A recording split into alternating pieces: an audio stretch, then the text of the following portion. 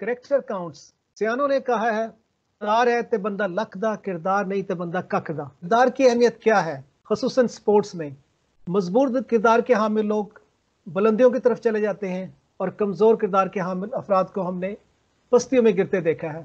आज यही है हमारी गुफ्तगू का मौजू और हमारे साथ मौजूद हैं दो स्पोर्ट्स जर्नलिस्ट शेख एजाज साहब और हाफिज मोहम्मद इमरान साहब। उन्हीं से गुफ्तगू का आगाज करते हैं। शेख साहब, आपने अरसे तक क्रिकेट को कवर किया, आप ये बताएं कि किरदार की अहमियत क्या देखते हैं आप स्पेशली क्रिकेटर्स के लिए? साहब, क्रिकेट है ही किरदार पर, डिसिप्लिन पर। पूरी जो क्रिकेट है आपको उसको देखें तो वो सिर्फ आपको आपका कैरेक्टर डेवलप करती है, आपका डिसिप्लिन डेवलप करती है। आप जब खुद आउट होते हैं, कॉन्फिडेंट होते हैं, तो आप खुद ही बाहर चले जाते हैं। ऐसे कई मिसालें हैं, माजहां की मिसाल हमारे सामने है। माजहां जब भी आउट होते थे कभी अंपायर का सिग्नल का वेट नहीं करते थे, वो खुद ही ग्राउंड छोड़ देते थे। तो यही किरदार है कि आपने ग्राउंड के अंदर कई ऐसे कैच होते हैं कि वो कैच कैरी हो चुके होते हैं जमीन पर, लेकिन प्लेयर कहता है नहीं, ये बॉल जमीन पर लग चुका है ना, ठीक है, खुद बताता है। तो ये हर जगह आपको क्रिकेट में डिसिप्लिन मिलेगा और करेक्टर मिलेगा। मैंने जो क्रिकेटर देखे हैं, मैं फिर वो माजहा की बात करूंगा कि जी उनका जो मैंने करेक्टर देखा है कि उनका बेटा वजीर खान स्टेडियम में इंडिया का मैच था आई थिंक, तो उससे पहले हम अशरफ अली की बात कर रहे थे कि जी माजहा भाई वो अशरफ अली बाहर खड़े हैं तो उनको अंदर नहीं आने दे रहे सिक्योरिटी गार्ड। तो मुझे हमें कहते हैं जी भी तुम लोग उसकी अशरफ अली की रिपोर्टिंग करने आए हो कि मैच की रिपोर्टिंग करने आए हो? वो कहते हैं मैंने सब जो पास लाइफ पास सब कैंसिल कर दिए हैं। जिसने क्रिकेट को सपोर्ट करना है, क्रिकेट से लव करता है, वो टिकट ले और अंदर आके मैच देखे। ये है करेक्टर। मीन वाइज उनके जो बेटे हैं वसीर खां आए, उन्होंने कोई बात करने की कोशिश की। उन्होंने कहा मुझे मालूम है तुम दोस्तों के लिए तुम्हें पास ही होंगे, पास तो मैंने करनी है कैंसिल। ये पैसे लो, टिकटें लो और अपने दोस्तों को मैच दिखाओ। अच्छा शेख साहब, ये आप कह रहे हैं कि उन्होंने कहा मुझे मालूम है कि आपको दोस्तों के लिए पास चाहिए होंगे, इसका मतलब कि पहले भी होता रहा था? तो ऐसा तो नहीं कि स्पोर्ट्स जर्नलिस्ट के सामने स्ट्रॉन्ग कैरेक्टर और ऑफ द कैमरा मामला कुछ और है? नहीं, माजहां नहीं, नहीं कोई और किसी और से उम्मीद की जा सकती है, माजहां से उम्मीद नहीं की जा सकती। वो जैसे बंदा अंदर है वही बाहर है, उसका बातन और जाहिर सेम है। वो तो हम लोग और भी माजहां के तो इतने किस्से हैं कि वो साउथ अफ्रीका का आपकी टीम गई थी, तो वहां पर कोई इमिग्रेशन का मसला हुआ, वहां से फोन किया गया पाकिस्तान क्रिकेट बोर्ड को, जी हमें इमिग्रेशन का प्रॉब्लम हो रही है। माजहां ने वहां फोन किया और फोन के बाद तो वो टीम रिलीज हो गई।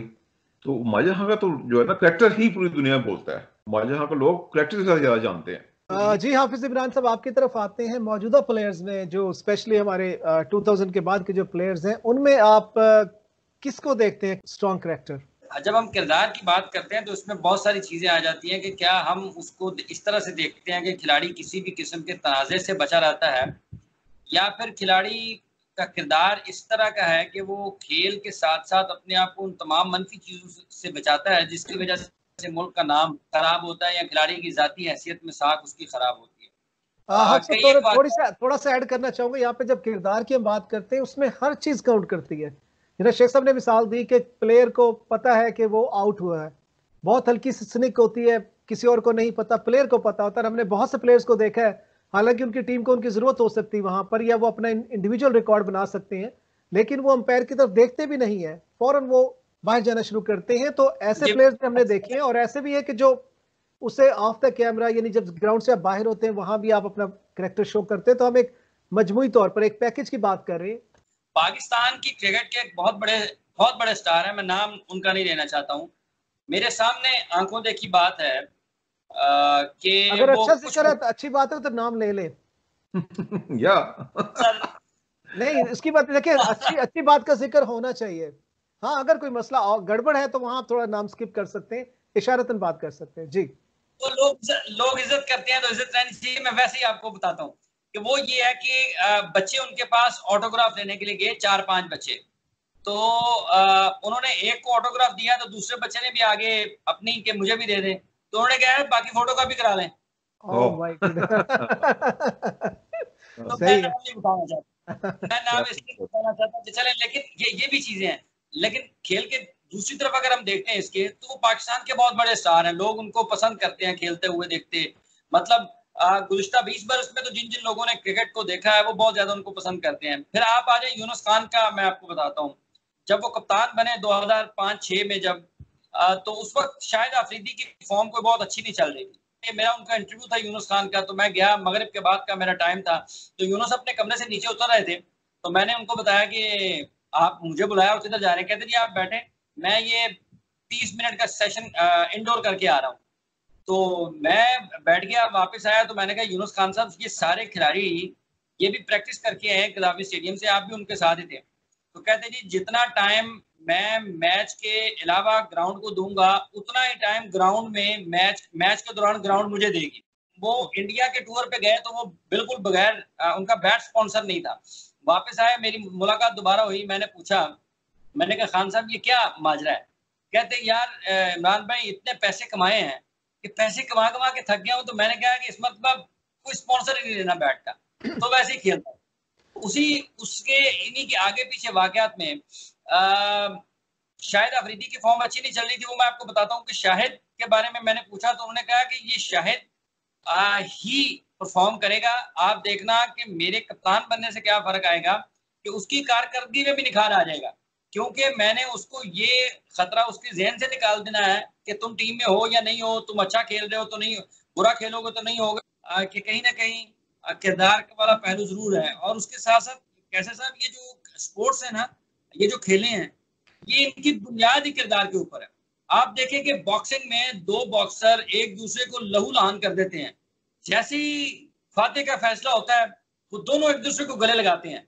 इससे बड़ा किरदार और इससे बड़ी स्पिरिट और इससे ज्यादा जज्बा आपको कहां पे देखने को मिलेगा? एक तरफ माजहा किरदार है, जिसने कोई बंदा खुद बाहर चला गया, और एक तरफ आई थिंक 83 की बात होगी मेरे में, 78 के बाद इंडियन टीम आई शायद 83 में I think, anyhow Karachi test था, तो वो वर्ल्ड क्लास ओपनर, उन्होंने शायद दोनों मैचों में 100 किया, ठीक है, और दोनों मैचों में उनके खिलाफ अपील हुई थी जब वो 0 पर थे, 0-0 पर थे, दोनों अपील हुई, तो अंपायर जज नहीं कर सके, अंपायर ने आउट नहीं दिया, लेकिन 200 करने के बाद उन्होंने कहा जी कि मैं दोनों इनिंग्स पर 0 पर आउट था।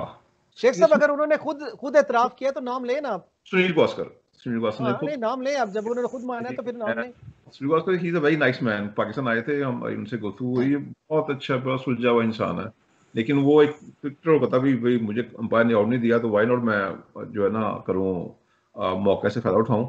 और मैं गावस्कर के बारे में एक और बात बताऊं आपको, गावस्कर दुनिया का वाहिद बैट्समैन है कि अगर वो एक बार किसी से बोल्ड हुआ है ना, सपोज इमरान से बोल्ड हुआ है, एक सीरीज की बात नहीं कर रहा, अगर वो सीरीज 10 साल के बाद भी हुई है दोबारा, तो दोबारा इमरान से बोल्ड नहीं हुआ, तो दुनिया का वाहिद बैट्समैन है कि जो उसको दोबारा कोई उसको बोल्ड नहीं कर सका, सिवाय इमरान के। सब बड़ी बड़ी गल करती है, सिवाय इमरान के, खुद ही कहा हुआ है, बातों में बड़ी की है, लेकिन देखिए जो चीज हमें एक्सेप्ट करनी चाहिए, he was the best batsman अपने दौर का। अच्छा आपने ये एक मिसाल दी सुनील गावस्कर की कि वो बाद में उन्होंने इतराफ किया, चलो ये भी बड़ी मैं समझता हूँ कि करेक्टर को शो करता है कि आप बाद में इतराफ करें, जो कि नॉर्मली प्लेयर्स नहीं करते। और ऐसे में इस बात आती है हमारे इमरान खान की, जो एक मैच के दौरान उन्होंने श्रीकांत को आउट किया, श्रीकांत उससे मुतमईन नहीं थे, उस फैसले को चैलेंज कर रहे थे, या ये कह लें कि जो अंपायर ने डिसीजन दिया श्रीकांत उसे नहीं मानना चाह रहे थे। इमरान खान को महसूस हुआ कि श्रीकांत मुतमईन नहीं है, और इमरान की ग्रेटनेस देखे कि इमरान ने श्रीकांत को, जो कि मजबूरन बाहर जाने लगे थे, उन्हें वापस बुलाया कि आप आए। श्रीकांत ने दोबारा बैटिंग की और इमरान ने अगली गेंद पर फिर उन्हें आउट कर दिया। तो जो ग्रेट प्लेयर्स हैं उनका कॉन्फिडेंस लेवल बहुत होता है, वो अपने इन चीज़ों को नहीं देखते। मुमकिन है श्रीकांत कोई ऐसी बैटिंग करते पाकिस्तान मैच हार भी जाता, लेकिन ग्रेट प्लेयर हमेशा ग्रेट प्लेयर होता है। जी आप सब आपकी तरफ आते हैं, काफ़ी देर से आपको हमने खामोश बिठाया हुआ है और ऐसा नहीं होना चाहिए बिल्कुल। जी आप सब। अच्छा देखिए, दो तीन चीजें मैं आपको तारीख के हवाले से, जो खेल बजाते खुद जिस तरह शुरू में शेख साहब ने जिक्र किया ना, ये आपको एक मुकम्मल इंसान बनाते हैं। उसकी मिसालें ये हैं कि डेनिस कॉम्पटन ने ये कहा था कि क्रिकेट मैच दो मुल्कों के दरमियान मैच नहीं है, ये दो मुल्कों के दरमियान जंग है। क्योंकि जब ऑस्ट्रेलिया इंग्लैंड को या इंग्लैंड ऑस्ट्रेलिया को हराता है तो कोई ये नहीं कहता कि 11 खिलाड़ियों ने ऑस्ट्रेलिया के इंग्लैंड के 11 खिलाड़ियों को, या इंग्लैंड के 11 खिलाड़ियों ने ऑस्ट्रेलिया के 11 खिलाड़ियों को हरा दिया, ऐसा नहीं कहा जाता। कहा जाता है इंग्लैंड ने ऑस्ट्रेलिया को और ऑस्ट्रेलिया ने इंग्लैंड को चित कर दिया। तो ये मुल्क उसमें शामिल होते हैं, मुल्कों के नाम होते हैं। फिर इसके साथ साथ सर डॉन ब्रैडमैन, जो दुनिया क्रिकेट की तारीख के अजीम तरीन खिलाड़ी हैं, जब वो खेल के मैदान से रुखसत हो रहे थे, तो आखिरी टेस्ट मैच जब उनका था, तो वो उनकी आंखों में आंसू थे। तो उनसे किसी ने पूछा कि सर डॉन ब्रैडमैन आपको किस चीज की आपके लिए आंखों में आंसू हैं, आप तो दुनिया का कौन सा ऐसा रिकॉर्ड है जो आपने कायम नहीं किया है, बनाया नहीं है। उन्होंने कहा कि जब मुझे खेल की समझ आई है तो खेलने की उम्र गुजर गई है। डॉक्टर जफर अल्ताफ मरहूम पाकिस्तान क्रिकेट बोर्ड के साबिक चेयरमैन, जब 70 की दहाई में एएच कारदार मरहूम बने पाकिस्तान क्रिकेट बोर्ड के चेयरमैन, तो वो सेक्रेटरी बने उनके। मैंने उनसे एक मरतबा पूछा, मैंने कहा सर ये क्या माजरा है, कुछ लोग ऐसे हैं खिलाड़ी जो मैच के दौरान ड्रेसिंग रूम में गाने सुन रहे होते हैं कि हमारी जो तवज्जो है वो भरपूर हो जाती है अगर हम गाने सुन रहे होते हैं। उन्होंने कहा वो करेक्टर ही क्या करेक्टर है, जिसके सामने मैच चल रहा है और वो ड्रेसिंग रूम में या पवेलियन में बैठा हुआ है और उसकी तवज्जो खेल से, उस मैच से ज्यादा किसी और चीज की तरफ से उसको तवज्जो मिलती है, उसको क्रिकेट की समझ ही नहीं है।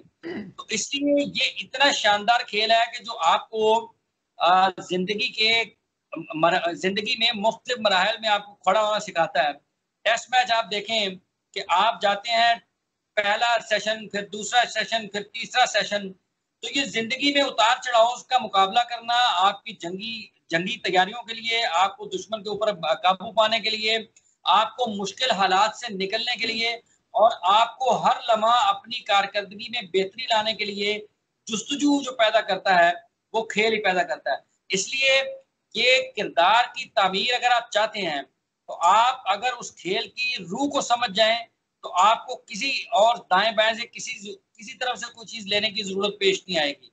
तो ये सब्र व तहम्मुल भी आपको सिखाता है, आपको सलाहियतों में निखार का भी पता बताता है, आपको खामियों को दूर करने का भी जरिया बताता है। तो कहते हैं कि man is known by the company he keeps, इंसान अपनी सोहबत से जाना जाता है। और यह भी कहा जाता है कि एक गंदी मछली सारे तालाब को गंदा करती है। तो कैरेक्टर, अब जो नए प्लेयर्स आते हैं उनको अगर उन्हें कोई अच्छी कंपनी मिले तो कैरेक्टर बिल्डअप हो सकता है। अगर उन्हें एक ऐसा तालाब मिले जिसमें एक मछली गंदी है या एक से ज्यादा मछलियां गंदी हैं तो यकीनी बात है कि उसका असर उनके कैरेक्टर पर भी पड़ेगा। और बाज़ कात वो जिस तरह कहते हैं पेयर प्रेशर के, बाज़ कात वो दबाव में आकर, दूसरे खिलाड़ियों के दबाव में आकर, बाज़ कात लालच में आकर, बाज़ कात किसी अपने ये कह लें कि कैरियर के ख़त्म होने से घबरा कर बहुत से प्लेयर कंप्रोमाइज़ भी कर जाते हैं। तो ऐसे में कैरेक्टर कैसे बिल्ड होगा, इसके लिए क्या क्रिकेट बोर्ड क्या कर रहा है, नेशनल क्रिकेट अकेडमी क्या कर रही है? कि बहुत बड़ी मिसाल अभी ताउन वाला बेचारा, बार बार बात करनी पड़ती है। वो गरीब घर का बच्चा था, उसको ज़्यादा कॉन्फिडेंस नहीं था। पहले वो यूज़ हो गया आमर से राशुल्ती से, फिर एफिडेविट आ गया, फिर बेचारे को थ्रेट हुई, उसने वो एफिडेविट वापस ले लिया। उस चक्कर में क्या हुआ, उसकी अपनी क्रिकेट पूरी तबाह हो गई। क्योंकि वो इनोसेंट था, उसे नहीं पता कैसे जो है ना टैकल करना है, कॉन्फिडेंस से वो नहीं कर सका। हाँ, इसी बात पर ये जो नेशनल अकेडमी बनी थी 2000 में, जनरल तौकीर साहब चेयरमैन थे, तो उन्होंने हमें ब्रीफिंग दी थी पीसी वाला समवेयर के जी, हम ये जो एकेडमी का जो मेन जो रीज़न है, मेन जो पर्पज़ होगा वो लड़कों को ग्रूम करना है कि जी आपने पाकिस्तान से बाहर जाके आप पाकिस्तान का रिप्रेजेंट करना है, तो आपको कॉन्फिडेंस होना चाहिए, ठीक है, आपको पता होना चाहिए how to speak, how to behave, ठीक है। इंग्लिश का भी था कि हम इंग्लिश इंप्रूव करेंगे, हम इनकी जो मॉरल जो हैबिट्स हैं वो इम्प्रूव करेंगे। तो मेन तो उसका मकसद ये था, ठीक है। अब मुझे नहीं मालूम, मैं चूँकि मुझे या तो ये काफ़ी 17-18 साल हो गए हैं, तो मैं 2002 में आ गया था, उसके बाद उसमें कितना इम्प्लीमेंट हुआ है, लेकिन I am telling there was the main purpose. जी अफसर, आप क्या कहते हैं, नेशनल क्रिकेट अकेडमी जिस मकसद के लिए बनाई गई थी, क्या ये अपना मकसद पूरा कर रही है? असल मसला ये हुआ है कैसर साहब के एकेडमी की हैसियत कोई आज तक पाकिस्तान में, उसकी हैसियत आज तक मुतनाज़ है।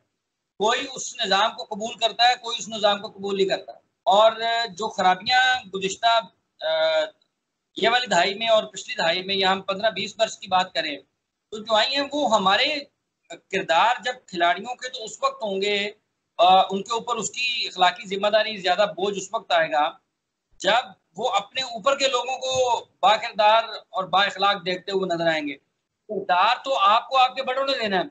आपके बड़े ये दे रहे हैं कि मैंने अपनी मनपसंद लोगों को सिलेक्ट करना है। जब आपने अपने मनपसंद लोगों का इंतखाब करना है तो फिर जो लोग हैं वो भी रास्ते ढूंढते हैं कि मैंने किस तरह से आना है। पाकिस्तान की टीम में आने के लिए कारकर्दगी के साथ साथ जो दीगर ज़राए हैं वो बड़े मजबूत हो चुके हैं। यहाँ पर अंडर 19 की टीमों की सतह पर भी आपके बड़े बड़े लोग जो है वो सिफारिशें करते हैं बच्चों को खिलाने के लिए। तो आपका सारे का सारा निजाम तो वो जो किरदार का है वो तो धड़ाम करके गिरा हुआ है। आप देखें कि 90 की दहाई से पहले पाकिस्तान के क्रिकेट में पैसे कम थे, लेकिन ये जो आजकल की गुज़िश्ता 30 वर्ष में चीजें नजर आई है ना, ये चीजें उस वक्त नहीं थी।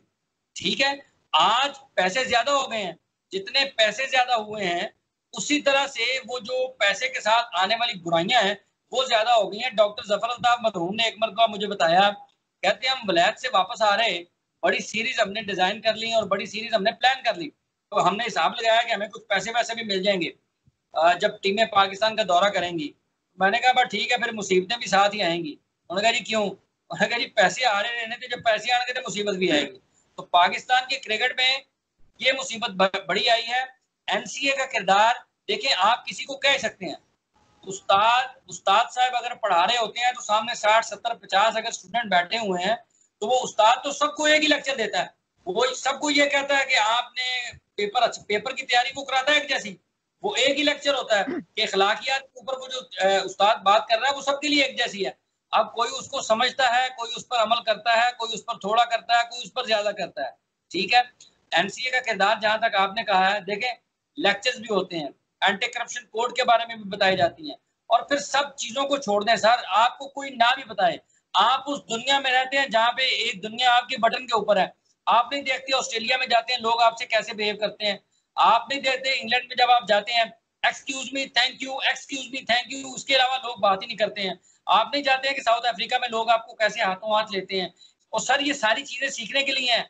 बात आपकी थोड़ी कट कर रहा हूँ इसमें। आपने कहा कि उस्ताद का लेक्चर सबके लिए एक ही होता है, मैं मानता हूँ इस चीज़ को, उस्ताद का लेक्चर सबके लिए एक होता है, लेकिन ये भी दुरुस्त है कि उस्ताद कुछ स्टूडेंट्स पर इंडिविजुअल मेहनत भी करता है। जब उसे पता होता है कि स्टूडेंट वीक है तो उस्ताद उसको एक्स्ट्रा टाइम भी देता है और ये देखता है कि इसको किस किस्म की इस्लाह की ज़रूरत है। एक तो ये बात हो गई। दूसरी बात, अब हम आ रहे हैं कि पाकिस्तान के ठीक है सिस्टम में खराबियां हैं, हम जानते हैं कि हम बहुत से मामलात में स्ट्रगल कर रहे हैं, लेकिन अगर हम दूसरे ममालिक को देखें, मैं मिसाल यहाँ पर दूंगा ऑस्ट्रेलिया की। ऑस्ट्रेलिया में सिस्टम परफेक्ट है और हर लिहाज से वो टीम बहुत अच्छी है क्रिकेट में। अगर आप सीरीज याद करें ऑस्ट्रेलिया और जनूबी अफ्रीका के दरमियान जो सीरीज हुई थी जिसमें कैप्टन थे स्टीव स्मिथ और वाइस कैप्टन थे डेविड वार्नर, ये रिसेंट वाकया 2 साल पहले का वाकया, मार्च 2018 का, जब ऑस्ट्रेलिया की टीम जनूबी अफ्रीका के दौरे पर थी और वहां पर जो सीरीज थी वो टेस्ट सीरीज 1-1 से बराबर थी और जो तीसरा टेस्ट चल रहा था उसमें जनूबी अफ्रीका तकरीबन 100 रन की बढ़तरी लिए हुए था। वहां पर जब लंच हुआ और लंच के दौरान स्टीव स्मिथ, डेविड वार्नर, इन्होंने एक प्लान बनाया जिसे कहा लीडरशिप ग्रुप ने एक प्लान बनाया और उस ग्रुप में शामिल किया एक ऐसे क्रिकेटर को जिसने भी सिर्फ 7-8 टेस्ट खेले थे, जिसका नाम कैमरॉन बेनक्राफ्ट था। और उन्होंने ये प्लान बनाया कि ये बॉल टेम्परिंग करेंगे, यानी कि बॉल स्विंग करने के लिए उन्होंने जो जिसे हम स्टिकी टेप कहते हैं वो ली और उसके साथ मट्टी को लेके उसको रगड़ा बेनक्राफ्ट ने। लकीली वो चीज कैमरे पर आ गई, अगर वो कैमरे पर ना आती तो किसी को भी ना पता चलता। लेकिन आप ये देखिए कि वो टीम जिसको बहुत हाई मोरल शो करना चाहिए, ऐसा भी नहीं कि एक्सीडेंटली कुछ हुआ, ऐसा भी नहीं हुआ कि एक लम्हे में किसी ने कोई गलती की, बल्कि बाकायदा प्लान किया गया लंच के टाइम कि हमने ये काम करना है। तो वहां करेक्टर कहाँ है? लेकिन वही बात है कि बाज़ का उनकी जो बड़े बड़े जराइम है या क्राइम है या जो कह लें कि वो गलत काम करते हैं वो छुप जाते हैं और हमारी छोटी से छोटी चीज मीडिया में हाईलाइट हो जाती है। शेख साहब आपकी तरफ आता हूँ, आप क्या कहेंगे इस हवाले से? जी सर, मेरा तो बहुत सख्त बिलीफ है कि जी जो वेस्टर्न टीम है ऑस्ट्रेलिया, स्पेशली इंग्लैंड और ऑस्ट्रेलिया, ये इनके साथ ये अकेले नहीं खेल रहे होते, इनके साथ मीडिया भी इस टीम में शामिल होता है, तो पूरा भरपूर कर रहा होता है, उनको सपोर्ट करता है हर लिहाज से। जो टीम नहीं आती है उनको ह्यूमिलिएट करते हैं, उनके बारे में जो ऐसे आर्टिकल देते हैं कि वो टीम गेस्ट टीम जो है वो पढ़ के ही उनका जो है ना मॉरल जो है ना मोरल डाउन हो जाए ना। इंग्लैंड स्पेशली इस हवाले से जो भी टीम इंग्लैंड जाती है उसे शुरू से ही बहुत ज्यादा क्रिटिसिज्म का सामना करना पड़ता है हर लिहाज से। उनके अंदर भी जो है ना वो स्लेजिंग करते हैं, जो अगर आम अल्फाज में कहूँ तो गालम गलोच करते हैं ना, ठीक है, तो ये तो चलता है। तो लेकिन अब देखना होता है कि इसमें आईसीसी का क्या किरदार है। आईसीसी को कितना हमारे लोग बहुत ज़्यादा हाईलाइट हो जाते हैं, थोड़ा सा मसला हो राइट वे हाईलाइट हो जाते हैं, लेकिन दूसरी तरफ जो ख्वाब खरगोश की तरह आईसीसी हो जाती है। मुझे याद है कि हमारा भी कई प्रॉब्लम हुई इस तरह की बॉल टेम्परिंग की, लेकिन आप कंपैरिजन करो को उसको कैसे हाईलाइट किया गया, ठीक है, और इनको कैसे जो है ना दबा दिया गया ना कि और शेख साहब जो हमारी बॉल टेम्परिंग के इल्जाम थे वो इंडिविजुअल प्लेयर की हैसियत से थे, ऐसा नहीं कि अपने 2-3 प्लेयर का ग्रुप बनाकर और वो ग्रुप से डिस्कस कर रहा है, बकायदा प्लान कर रहा है, ऐसा नहीं था। बिल्कुल, बल्कि मैं तो ये चाहूंगा कि मुझे याद है माइक हेनरिक होते थे 78 के वर्ल्ड कप में, ठीक है, मैंने उनका आउट देखा जो उन्होंने ज़हीरबाज को आउट किया था 79 का वर्ल्ड कप, 78, ठीक है। तो उसमें माइक हेनरिक ने जो बॉलिंग की ना, जैकमैन एंड माइक हेनरिक दोनों जो बॉलिंग की है, मेरा पक्का बिलीव है लगाएगी बेहतरीन, वो यूज कर रहे थे, ठीक है। ये बाल ना होने का फायदा उठा रहे थे वो, नहीं बॉल के नीचे भी आती है, जैसे माशाल्लाह हाफिज साहब के बाल, आपके बाल नहीं है, साहब लगा दें तो थोड़ी सी आपको नजर नहीं आएगी वेल्डिंग ना, ठीक है, वेल्डिंग नजर नहीं आएगी, तो वो वेल्डिंग लगा रहे थे और उनका बॉल गज गज अंदर आ रहा था। मुझे ज़हीरबाज ने 75 किया था और जैकमैन उनको बोल्ड किया था, ठीक है। तो बॉल कहीं बाहर से अंदर आया, लंबा लंबा अंदर आया ना। इसी तरह माइक हेनरिक के जो बॉल थे दैट्स गोइंग आउटसाइड, लंबा यानी कि आउट स्विंग हो रहा था। तो मैं तो वहां तक जाता हूँ कि मुझे वहां तक डाउट है कि तब भी होती थी, तो तब वो करते थे। जब हमारे पास टेक्नोलॉजी आई बॉल उसकी अपना रिवर्स स्विंग करने की, तो उन्होंने कहा ये तो बंदे कंट्रोल नहीं हो रहे, रिवर्स स्विंग करते हैं। हाँ, बल्कि मैं आपको बताऊं, लाहौर में रिचर्ड बाइपस के ऑस्ट्रेलियन क्रिकेट बोर्ड के भी कुछ थे, तो उसमें आईसीसी के थे, कि मैं कहता हूँ ये जो बॉल जो आप हम रिवर्स स्विंग करते हैं या हम बॉल को रगड़ते हैं, ये आपकी स्किल है, मैं इसको स्किल बोलता हूँ। क्योंकि मैंने उनको कहा था, मैं कहा सर, बल्कि मेरी इंग्लिश ठीक नहीं थी, अगर मैं आई एम नॉट रॉन्ग, मैंने किसी को आगे किया था, फैसल को पता नहीं, या मैंने खुद बात की थी, मैं दोनों चीजें मेंशन करना चाह रहा हूँ। तो मैं कहा जी कि ये बॉल है, ठीक है, ये बॉल यानी कि टेम्पर हुआ है, रगड़ा हुआ है, ठीक है, तो आपके जो प्लेयर्स हैं वो करके देख ले, बॉलर वो कर सकते हैं रिवर्स स्विंग, नहीं कर सकते। अगर वो भी नहीं कर सकते ये करके भी, तो उसको मतलब उनको स्किल नहीं है, क्योंकि इसमें रिवर्स में आपने जो एयर है ना, एयर का जो टेम्परेचर है, एयर की जो लेयर हवा, उसको भी आप यूज करते हैं, तो तब जाके रिवर्स स्विंग होता है ये ला। मैं कहीं वो ये नहीं कर सकते, इसका मतलब आपके पास स्किल नहीं है। हमारे पास स्किल है, इसलिए आप हमें रोकना चाहते हो। You know what he said, you are biased, या आई एम बाइस्ड, एक्सेप्ट करता हूं आई एम बाइस्ड, कि आप वही बॉल मैं आपको देता हूं, आपके बॉल को देता हूं, करो, व्हाई नॉट। एक टाइम था 75 78 में वेस्ट इंडीज के बॉलर, ऑस्ट्रेलिया के बॉलर, इंग्लैंड के बॉलर छाए हुए थे। बाद का 90 का जो आया दौर, वो हम छाए हुए थे, उसको स्नम करने के लिए चीजें आ गई जी, बॉल टेम्परिंग हो रही है जी, ये हो रहा है, वो हो रहा है। सही कह रहे हैं शेख साहब आप, जब जिनकी मोनोपोली, और यकीनी बात है कि उनकी मोनोपोली खतरे में थी, वो नहीं चाहते थे कि क्रिकेट में किसी और मुल्क का नाम हो, किसी और मुल्क के प्लेयर सामने आए। हम सब आपकी तरफ आते हैं वापस, हम बात करें कैरेक्टर की, फोकस करें कैरेक्टर पर, और जो वाकयात हम जिक्र करें उसमें भी कैरेक्टर के एंगल से ही बात हो रही है कि सिर्फ पाकिस्तान ही नहीं, बहुत से और ममालिक भी शामिल हैं। आप इस हवाले से मजीद क्या कहना चाहेंगे? कि अब्दुल कादिर साहब की मैं आपको बताता हूँ कि वो एक इंटरव्यू के लिए मैं उनके पास गया हूँ, तो वो बड़े अपने जो उनका रिवायती अंदाज है उसमें वो अपने ख्यालात का इजहार फरमा रहे थे। सुभान अहमद साहब क्रिकेट बोर्ड के चीफ ऑपरेटिंग ऑफिसर थे, तो मुझे ये इतला मिल चुकी थी कि वो सुभान साहब ने एक दिन अपने दफ्तर से निकले हैं और सीधी गाड़ी उन्होंने जाके खड़ी की है अब्दुल कादिर साहब के घर, और उन्हें मिलके कहा कि मेरे पे हथौड़ा रखो, मैं तो जो आप कहते हैं वो कर देते हैं, आप जो आप तजावीज देते हैं उनके ऊपर भी अमल करने की कोशिश करता हूँ। मैं क्रिकेट बोर्ड का एक बंदा हूँ, मैंने अपना काम करना है। तो अब मेरा तो सुभान साहब ने कहा कि बाबूजी बख्श दो, हाँ बख्श दो ना जी। तो मैंने जब वो आगे और लोगों के ऊपर जाने लगे, तो मैंने कहा अब्दुल कादिर साहब, मैंने ये सुना है कि आपके घर आए थे चीफ ऑपरेटिंग ऑफिसर मुलाकात के लिए। कहते जी बिल्कुल आए थे, और यही वजह है कि अब मैं नाम लेकर उनके बारे में तनकीद नहीं करता, क्योंकि अगर वो घर आ गए हैं उसका कुछ तो ख्याल रखना चाहिए। जब आप करैक्टर की बात करते हैं तो वही करैक्टर सलीम मलिक को आज दुनिया किसी और तरीके से जानती है, लेकिन वही सलीम मलिक ये कॉटनी वॉश और वेस्ट इंडीज के इतने जो खूनखार गेंदबाज थे, टूटे हुए बाजू के साथ ग्राउंड में आया खेलने के लिए, और उसने बॉल खेले हैं, हर दूसरे बॉल पे बैट उसका गिर जाता था जमीन पर, क्योंकि तेज था, एक हाथ से बैट को संभालना मुश्किल था। तो ये भी मिसालें हमारे साथ ही हैं और हमें नजर आती हैं। तो ये वक्त के साथ साथ चीजें बदलती रहती हैं। बाज़ औक़ात आपको बहुत ज्यादा आप खुशकिस्मत होते हैं कि आपको खेल के मैदान में और खेल के मैदान से बाहर एक बड़ी आइडियल से लोग मिल जाते हैं, बाज़ औक़ात आपको नहीं मिलते हैं। कहते हैं कि talent makes you successful, and character makes you hero. आप क्या कहते हैं इस बारे में? मैं आपको इसकी दो मिसालें देता हूँ कि एक तो अपने मैं टीचर का जिक्र करना चाहूँगा। I was in Islamic civil line, मैं BE का स्टूडेंट था, स्टैटिस्टिक्स मैंने रखी हुई थी, हालांकि मैं क्रिकेट भी खेलता तब भी स्टैटिस्टिक्स रखी हुई थी मैंने। तो एनी हाउ मैं उनके पास पूंछ रोड पर जाके ना वो क्या बोलते सब क्रिकेट भी कैलकुलेशन ही गई यार तो मैं वहाँ उनके पास ट्यूशन पढ़ने जाता था। तो मेरा ग्रुप था कॉलेज में, मेरी सेक्शन था C था, तो वो A सेक्शन के टीचर थे। अच्छा, हम वहाँ बैठे हुए थे टेबल पर 6-7 स्टूडेंट। तो कहते भी पहली बात, फयाज साहब उनका नाम, फयाज साहब ना, पूंछ रोड को ना। तो कहते हैं पहली बात देखो, आप लोग सब जो है ना यहाँ बैठे हो ना, मेरे सेक्शन के नहीं हो। अगर मेरे सेक्शन एक सेक्शन का यहाँ बच्चा भी बैठा होगा ना, मेरे पर ट्यूशन पढ़ेगा ना, तो इसका मतलब है कि मैं उसको अपनी क्लास में कॉलेज में ऑनेस्टी से नहीं पढ़ा रहा।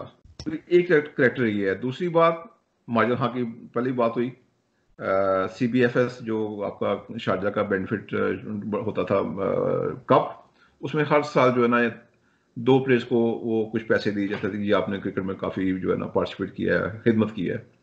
तो 35,000 का चेक आया था, 17,500 चेक था वो, 2 बंदों के लिए, $US थे वो। तो वो एक साहब थे जो बहुत ही क्रिटिसाइज करते थे कि वहाँ जुआ होता है, ये होता है, वो होता है ना। तो वो तो चेक ले गए। आजकल वो इंग्लैंड में तो नहीं है? आज वो इंग्लैंड में होते हैं ना। तो मैंने उनको मजहा भाई को फोन किया, मैं भाई वो चेक आया तो आपने नहीं लिया? भाई कौन सा चेक? मैं कहा जी वो खाते ने भेजा इसका, आप ही वो क्रिकेट में खिदमत के लिए। भाई मेरी कौन सी खिदमत है, मैंने जितना क्रिकेट खेली है, पाकिस्तान क्रिकेट बोर्ड ने मुझे उसका पैसे दिए हैं। तो फिर मैंने कौन सी खिदमत दी है, जितना मैंने खेला उसका मुझे मिल गया। तो ये करेक्टर है। शेख साहब, जो आपने बात की टीचर की, उसमें मैं भी और हाफिज इमरान साहब भी, यकीनन हम सब एग्री करेंगे कि ऐसे टीचर जो इतने कमिटेड होते हैं, असल में वही हमारे रियल हीरोज हैं। अगर हम किसी को हीरो कह सकते हैं। देखिए मुझे आज याद नहीं आज तक वो। बिल्कुल सही कह रहे हैं। वजह ये है। और आजकल एक वीडियो बहुत वायरल हुई है जिसमें उन्होंने दिखाया कि जहाज के अंदर एक शख्स बैठा हुआ अपनी सीट पर बाकी मुसाफिरों के साथ, और अनाउंसमेंट शुरू होती है। अनाउंसमेंट है कैप्टन की तरफ से, जो अनाउंस करता है कि इस जहाज में मेरे उस्ताद मौजूद हैं। और उसके बाद आप उस मंजर को देखें, इस कदर इमोशनल जज्बाती मंजर है कि सब के सब खड़े हो जाते हैं उसके एहतराम में। और उसके बाद वो जो स्टाफ है, जो क्रू है, वो बुके पेश करता है उनको। पायलट जो है वो दूसरे पायलट को बिठाकर अपने टीचर से मिलने के लिए आता है। तो जो अच्छे टीचर है उन्हें रिस्पेक्ट इस तरह मिलती है। इसी तरह जो अच्छे क्रिकेटर हैं उनको भी रिस्पेक्ट इसी तरह मिलती है कि जब वो आते हैं तो खुद ब खुद लोगों का उठने के लिए दिल चाहता है। और बाज ऐसे क्रिकेटर है कि जिनको लोग उनके सामने भी बुरा भला कह देते हैं। तो यही बात है कि एक टैलेंट और बात है, करेक्टर और बात है। अगर आप टैलेंट और करेक्टर दोनों हो तो आप रियल हीरो बन जाते हैं। जी हाफिज साहब, आप कोई ऐड करना चाहेंगे इसमें? अच्छा, कैसे साहब, 2 छोटे वाकयात मैं आपके साथ यहाँ करना चाहता हूँ। आकिब जावेद साहब, ये मैं आपको बता रहा हूँ ना, जो आपने अभी उस्ताद की बात की है, तो ये सीखने वालों के ऊपर भी होता है, वो कैसे सीखते हैं। Aqib Javed national cricket academy के जिम में दाखिल होते हैं और वहां पर एक पाकिस्तान के नौजवान होनहार बल्लेबाज भी ट्रेनिंग कर रहे होते हैं।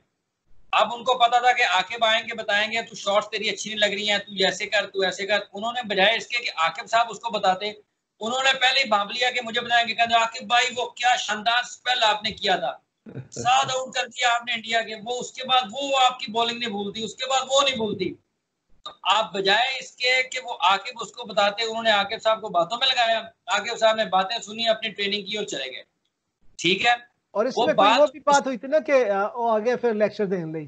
बिल्कुल यही बात है, क्योंकि देखिए ना, यहाँ से भी सीखने वालों का वो पैशन जाहिर होता है कि किस कदर हमारे लोग हैं कि आपके साथ एक ऐसा प्लेयर आ रहा है जो जिसने बहुत अच्छा परफॉर्म किया और बहुत अच्छा वो अपने वक्त का बॉलर था, करैक्टर भी इसका स्ट्रांग है, आप उससे कुछ लर्न करें बजाय आप ये कह रहे हैं कि लेक्चर देगा। अजहर जैदी साहब का जिक्र कर, प्रूफ क्रिकेट ऑर्गेनाइजर पाकिस्तान के कप्तानों के कप्तान, उनको मरहूम मुनीर हुसैन ने कहा था।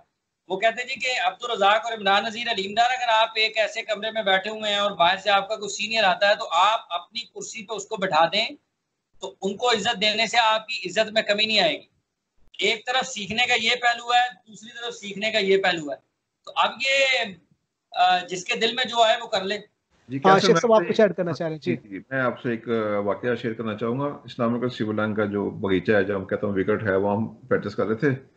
तो शेख रमजान साहब हमारे स्पोर्ट्स डायरेक्टर थे ना, तो उनका वो हॉस्टल में उसे कमरा लाए था। ना शेख साहब, बाने बाने ना एक शेख लाए हो जी सर, बहुत बड़ा नाम है शेख रमजान साहब, स्पोर्ट्स का बहुत बड़ा नाम है हॉकी, स्पेशली हॉकी में।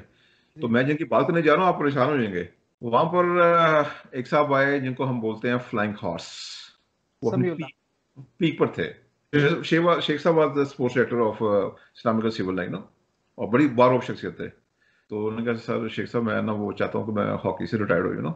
तो सुनने वालों ने सुना है, उन्होंने उनको एक बड़ी सी गाली दी और कहा खबरदार तुमने अभी रिटायरमेंट दी। मैं बात कर रहा हूँ पीक पर फ्लाइंग हॉर्स, वो वहां गए हैं और ये बात की है उन्होंने, उसको डांटा है कि खबरदार तुम अभी अभी, यानी कि ये है रिस्पेक्ट का लेवल। एक तरफ वो रिस्पेक्ट कि फ्लाइंग हॉर्स अपने जो अरूज मेंटोर पर है, थे बिल्कुल। उनको रिस्पेक्ट दे रहे हैं, ठीक है। दूसरी तरफ शेख साहब जो थे उसको रिस्पेक्ट दे रहे हैं कि भी ठीक है तुमने रिस्पेक्ट की है, तुम मेरे पास आए हो एडवाइस लेने के लिए, ये आपने अभी नहीं करना। तो तब ये लेवल था टीचर का या आपके उस्ताद का और शागिर्द का, वो कैसे एक दूसरे को ऑन करते थे, कैसे एक दूसरे की रिस्पेक्ट करते थे। यानी कि उस टाइम गालियां भी प्यार में बकी जाती थी क्रिकेटर को, हॉकी के प्लेयर्स को, लेकिन वो सुनते थे कि भाई ये लोग हमसे सिंसियर हैं, ये हमारा हमें कुछ बनाना चाहते हैं। सर शहबाज अहमद सीनियर और ख्वाजा ज़काउद्दीन साहब का एक वाकया छोटा सा है, बिल्कुल काफी टाइम हो गया, वो आपके सामने रखता हूँ। शहबाज अहमद सीनियर अपनी पीक पर थे, उरूज पर थे अपने, और पाकिस्तान इन्हें दुनिया के बेहतरीन खिलाड़ी थे, और उनको ये पता भी था कि मेरा नाम शहबाज सीनियर और मैं मैच जिताता हूँ और मैं मैच खिलाता हूँ। और उनके कोच जो थे ख्वाजा ज़काउद्दीन, वो पाकिस्तान की तारीख के सबसे कामयाब कोच हैं, जिनके पास बैसियत खिलाड़ी और बैसियत कोच जितने गोल्ड मेडल्स हैं किसी के पास नहीं है। तो वो उन्होंने शहबाज जिस तरह के खिलाड़ी थे वो नतीजा नहीं आ रहा था। तो मैच प्लान करते करते कुछ चीजें देखते देखते ना, फिर कहीं उन्होंने शहबाज को कायल किया कि ये जो चीजें पोजिशनिंग की है ना, कि तुम कहाँ तक जा रहे हो, कहाँ तक जाना चाहिए, कहाँ तक नहीं जाना चाहिए, तो वो उन्होंने उसके साथ बैठ के कोई उनके ऊपर बातचीत की। तो शहबाज ने मान लिया जी कि बिल्कुल ख्वाजा साहब ठीक कह रहे हैं।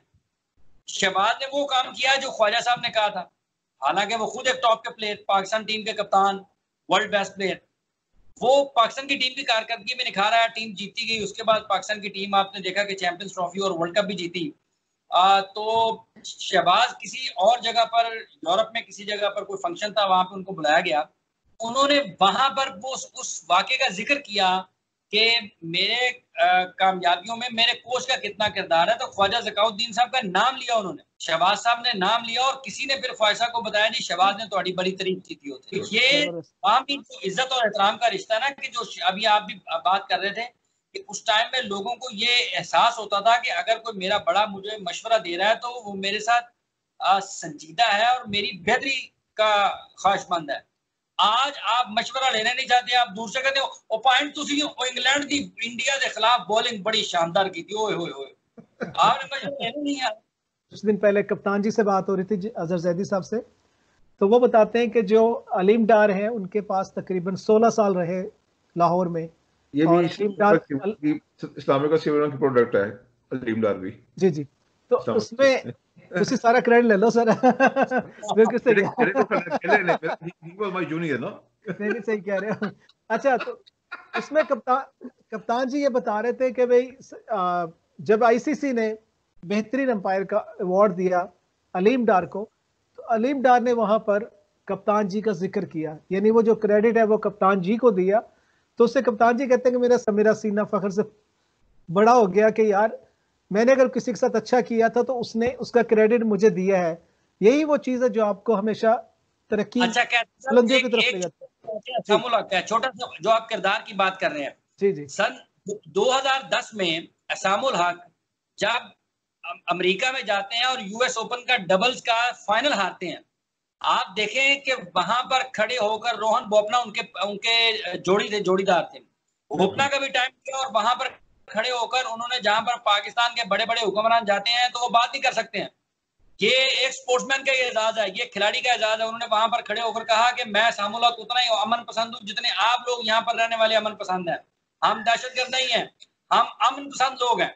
तो ये कोई दूसरा शख्स बात नहीं कर सकता। तो ये किरदार की जो मजबूती है और तमीर है, ये आपको यहाँ से इस बयान पर नजर आती है क्या? और वो जब वापस आए हैं, मैं आप उसके आगे उनके साथ जब वो वहां से वो खेल के वापस आए, उनकी तकरीर उनके मैचों से ज्यादा उसको पसीराई मिली।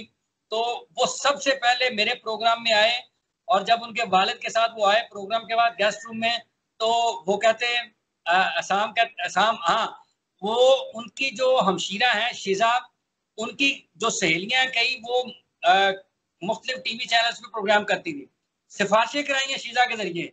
तो कुरैशी साहब, असामुल्ला कुरैशी के वालिद एहतशाम साहब ने कहा, हाँ, एहतशाम साहब ने कहा, इमरान आज बड़ी सिफारिशें आई हैं कि हमारे प्रोग्राम में सबसे पहले आ जाए, हमारे प्रोग्राम में सबसे पहले आ जाए। लेकिन उसने कहा कि नहीं, मैंने हाफिज साहब से बात की हुई है और मैं उन्हीं के पास जाऊंगा, उसके बाद जहां कहीं किसी का वक्त है तो मैं सबके पास आऊंगा, लेकिन जहां तक सबसे पहले आने की बात है मैं उनके प्रोग्राम में जाऊंगा, क्योंकि मेरी उनसे पहले से बात तय है कि मैं पाकिस्तान वापस आऊंगा तो आपके पास आऊंगा। कमिटमेंट और पूरी बिल्कुल की। सही कहा आपने अफसर के, कमिटमेंट जो है ना वो जो कोई भी शख्स है वो अपनी कमिटमेंट से पहचाना जाता है। जिस तरह कहते हैं कि एक दफा कमिट कर लें तो फिर उस पर कायम रहें। और आपने जो बात की थी कि किसी भी प्लेटफॉर्म पर खड़े होकर लड़ जाना या अपने मौकफ को बयान करना, मुझे यहाँ पर इमरान खान याद आ रहे हैं जिन पर आयन बोथम और एलन लैम ने मुकदमा किया इंग्लैंड की एक अदालत में रॉयल। तो इमरान खान वहां पर चाहते तो उनसे माफी मांगकर उसको सेटल भी कर सकते थे, और उन्हें यह भी पता था कि इंग्लैंड में केस फाइट करना या केस लड़ना आसान नहीं है, लॉयर्स की फीसें आती हैं कि आप देते देते बैंकरप्ट हो जाते हैं। लेकिन इमरान खान ने यह सोचा कि ये मेरे मुल्क का मसला है, ये मेरे ऊपर इल्ज़ाम लगाया है और ये गोरे हमें कहीं जीने नहीं देंगे अगर मैं माफ़ी मांगूंगा और मैं इसी से मतलब कह ले सारी जिंदगी में खुद भी शर्मिंदा रहूंगा। तो इमरान खान ने वो केस फाइट किया और इल्ज़ाम क्या था कि जी मई 1994 में इंडिया टुडे और जो सन टैबलॉइड है उसमें इमरान ने कुछ ऐसी बातें कही थी जिसके मुताबिक जो बोथम है, एलन लैम्ब है, वो अंडर क्लास हैं, अनएजुकेटेड हैं और रेसिस्ट हैं। और बोथम पर तो इमरान ने वॉल टेम्परिंग का इल्ज़ाम भी लगाया। इमरान खान उसको अदालत में ले गए, वहाँ पर 12 लोग जूरी में शामिल थे, जिसमें से 5 ख़वातीन थी और 7 मेल थे उसमें शामिल थे, मर्द शामिल थे। और 13 दिन तक ये कार्रवाई चली। 17 जुलाई 1996 से स्टार्ट होकर 31 जुलाई को इसका फैसला आया। और जब फैसला आया तो उसे पाकिस्तान का नाम कितना बुलंद हुआ कि इमरान खान वो केस जीत गए और 12 की जूरी में से 10-2 से, यानी 10 इमरान के हक में थे, 2 मुखालफत में थे। ये केस इमरान के हक में फैसला हुआ और बोथम और जो लैम थे उनको कहा गया कि आप 5 लाख पाउंड अदा करें, यानी कि लॉयर्स की जिसमें फीस वगैरह शामिल है या हरजाना शामिल है, जो भी है। बात यह नहीं थी कि इमरान ने बाद में यही कहा, इमरान ने कहा कि मैं नहीं चाहता था कोर्ट में आना, उन्होंने इकट्ठे क्रिकेट खेली है, मैं कभी ऐसा नहीं चाहता था, लेकिन उन्होंने मुझे मजबूर किया। और बात आगे जब मुल्क कौम की इज्जत की तो फिर मुझे ये लड़ना पड़ा, मुझे फाइट करनी पड़ी। इमरान ने कहा कि आज मुझे खुशी इस बात की है कि इस फतह से मेरा नहीं बल्कि मेरे मुल्क का नाम हमेशा के लिए बुलंद हुआ है। जो आप ग्रेट क्रिकेटर बनते हैं वो आप इस तरीके से बनते हैं कि आप किसी को ये मौका नहीं दें। ठीक है, लोग आपको कोर्ट में ले जाएंगे, ले जाएं, लेकिन उसके बाद अगर आप फाइट नहीं करते, आप अवॉइड करते हैं, तो इसका मतलब आपका वीक कैरेक्टर है। तो बहुत सी ऐसी मिसालें हैं। गुफ्तगू काफ़ी लंबी हुई, हम चाहेंगे कि इसको वाइंड अप करें। आखिर में शेख साहब आप कुछ ऐड करना चाहेंगे? मैं ये ऐड करना चाहूँगा, पाकिस्तान की जो पहचान है 47 के बाद, वो दुनिया में स्पोर्ट्स ने दी थी पाकिस्तान को। Squash, hockey, cricket, tennis, snooker. आप वहाँ देख लें, एक वक्त में हम चार वर्ल्ड कप थे हमारे पास। 4 वर्ल्ड कप थे, क्रिकेट का, हॉकी का, स्क्वैश का, स्नूकर के हम आलमी चैंपियन थे। आपको जानते ही लोग, दुनिया जानती आपको थी स्पोर्ट्स से। सही कह रहे हैं आप। नहीं कि आपका ना तो उस टाइम आपकी फॉरेन पॉलिसी भी स्ट्रांग थी, ना ही माशाल्लाह उस टाइम से लेकर आज तक आपके पॉलिटिशियन कोई कैरेक्टर वाइज स्ट्रांग थे। जस्ट आज तक नहीं, अब है, वही बंदा है इस वक्त आपका प्राइम मिनिस्टर। तब से बात कर रहा हूँ। ठीक है जी जी। तो उसमें सारे काइंड ऑफ आ जाते हैं, हुक्मरान, सियासी भी और गैर सियासी लोग भी आ जाते हैं। तो सिर्फ स्पोर्ट्स थी जिसने दुनिया में पाकिस्तान का नाम रोशन किया था। खुदा के लिए कि इसको ही दोबारा प्रमोट करें। पाकिस्तान में गरीब कंट्री है, मैं आपको बताऊं, आपको 3 स्पोर्ट्स आपको डेवलप करनी चाहिए। एक बॉल से सॉकर, एक बॉल से वॉलीबॉल और एक बॉल से बास्केटबॉल। ये गरीबों का खेल बनाएं इसको, सबको हर जगह इसके लिए बहुत ज्यादा अरेंजमेंट, मौके मिले। 2 ईंटें रखी, गोल पोस्ट बन गया। एक छोटा सा कुछ चीज रखी, आपका वो बास्केटबॉल का बन गया। इसी तरह आपका वॉलीबॉल का, ये देहाती गेम है वॉलीबॉल। तो इसको हर जगह प्रमोट करें कि हर जगह ये स्पोर्ट्स हो और क्राइम का रेशो नीचे आए, लोग हेल्दी हों। तो इंशाल्लाह ऐसा ही होगा। और चूंकि हाफिज साहब तो प्रैक्टिकली फील्ड में मौजूद हैं, इस वक्त रिपोर्टिंग कर रहे हैं, तो यकीनी बात है कि हाफिज साहब इस हवाले से अपनी कोशिशें जारी रखेंगे। जी आप सब आखिर में आप क्या कहना चाहेंगे? सर, पाकिस्तान की जो पहली टीम थी ना, फजल महमूद साहब से बड़ा पाकिस्तान का कोई क्रिकेटर नहीं हो सकता। भले उसकी 600 विकेट भी हो जाए, फजल महमूद के पाए को कोई नहीं पहुंच सकता। उन्होंने अपनी जवानी के उरूज के 5 साल पाकिस्तान को दिए। 47 से लेकर 52 तक उनकी क्रिकेट नहीं है। उनको भारत ने कहा कि हमारी तरफ से खेलें, उन्होंने इनकार कर दिया कि मैं पाकिस्तानी हूं, पाकिस्तान जाऊंगा, पाकिस्तान खेलूंगा।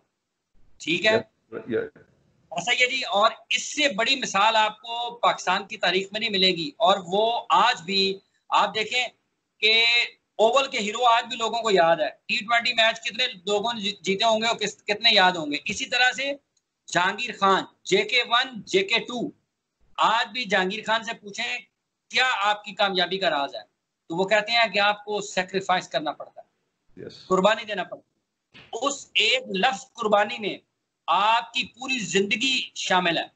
तो सर, ये मिसालें पाकिस्तान के पास हैं, ये पाकिस्तान के रोशन चेहरे हैं, ये पाकिस्तान की तारीख के रोशन पहलू हैं। जिस तरह से शेख साहब ने कहा है, आज दुनिया में ओलंपिक्स के जब मुकाबले होते हैं तो दुनिया की बड़ी ताकतें एक दूसरे को जेर करने के लिए वहां पर लड़ती हैं। वो अपनी हुक्मरानी कायम करने के लिए लड़ती हैं। वो खेलों के जरिए दुनिया तक अपना पैगाम पहुंचाती हैं, अपनी तहजीब पहुंचाती हैं, अपनी रिवायात पहुंचाती हैं और अपना मुस्तकबिल लोगों को बताती हैं कि हमारा मुस्तकबिल क्या है। इसलिए खेलों को फरोग देना चाहिए। जी आप सब बिल्कुल सही कहा आपने। और शेख एजाज साहब, आप दोनों का बहुत शुक्रिया। इसमें कोई शक नहीं कि सीखने का जज्बा हो तो सिखाने वाले बहुत हैं, लेकिन जो करेक्टर है वो, जिस तरह किसी ने क्या खूबसूरत बात की है कि talent is a gift, but character is a choice. ये आपकी चॉइस है कि आपने अपने करेक्टर को कैसे बिल्ड करना है, कैसे स्ट्रॉन्ग क्रिकेटर बनना है, स्ट्रॉन्ग करेक्टर का हामिल बनना है। जो गुफ्तगू हमने की, उम्मीद है आप सबको बहुत पसंद आई होगी। Thank you very much.